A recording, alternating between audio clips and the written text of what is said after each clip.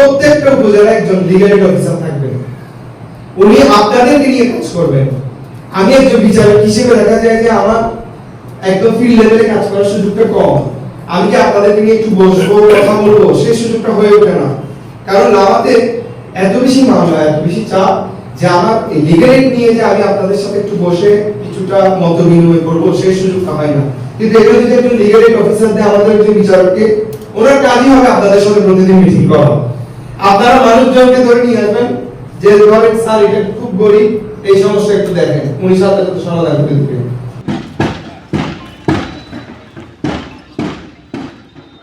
যেহেতু সময় নাই, সময় খুব স্বল্প, আমাদের আরো অফিস আছে, আরো আদালত আছেন, কাজে যারা আমাদের কাছে সহায়তার জন্য আসেন, আমার থানাতে আসলে আমি যথাসাধ্য চেষ্টা করব সেটা আমার কাছ থেকে প্রথম ধাপে আমাদের যে কাজটা করা দরকার সেটা করে যখন আমি কোটা পাঠাবো, আমি যেন এই লিগ্যালের কাছে পাঠাইলে তারা যেন সেই সহায়তাটা পায়।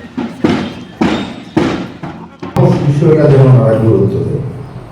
আপোষের মাধ্যমে একটা মামলা যখন চলে, এই মামলাটা চৌকি আদালত হলো শুরু, শেষ কিন্তু আপিল ডিভিশন।